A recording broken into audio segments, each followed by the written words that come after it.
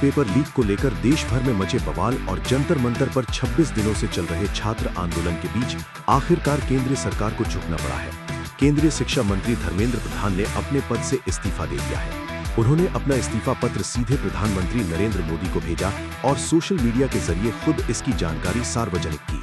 गौरतलब है कि कॉकरोच जनता पार्टी सीजेपी लगातार धर्मेंद्र प्रधान के इस्तीफे को अपनी गैर समझौतावादी मांग बताती रही है। हाल ही में विट्ठल भाई पटेल हाउस में केंद्रीय मंत्री जेपी नड्डा और जितेंद्र सिंह के साथ हुई बैठक में भी सीजेपी प्रतिनिधियों ने इस मांग पर कोई समझौता न करने की बात दोहराई थी। उस वक्त सरकारी सूत्रों ने यह भी कहा था कि इस्तीफा देना समस्या का समाधान नहीं है और सरकार का फोकस एनटीए में सुधार पर है। लेकिन आखिरकार लगातार बढ़ते दबाव और जंतर मंतर पर उमड़ती भीड़ के बीच सरकार को ये बड़ा फैसला लेना पड़ा। इस्तीफे के साथ ही धर्मेंद्र प्रधान की निजी संपत्ति और निवेश भी अब सुर्खियों में है। चुनावी हलफनामे के मुताबिक प्रधान और उनके परिवार की कुल संपत्ति करीब 6.38 करोड़ रुपए है।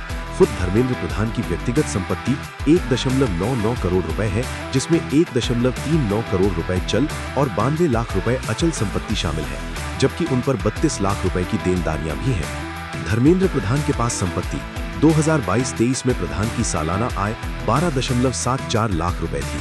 वहीं उनकी पत्नी मृदुला ठाकुर की आय उस साल 49 लाख रुपए रही। बेटी नैमिषा ने उसी साल 4.6 लाख रुपए कमाए थे। प्रधान के पास उड़ीसा में 12 लाख रुपए की कृषि भूमि और 20.50 लाख रुपए की गैर कृषि भूमि है, जबकि उनकी और पत्नी के नाम गाजियाबाद के इंदिरापुरम संपत्ति भुवनेश्वर में करीब 1.98 करोड़ रुपए की आवासीय संपत्तियां भी हैं।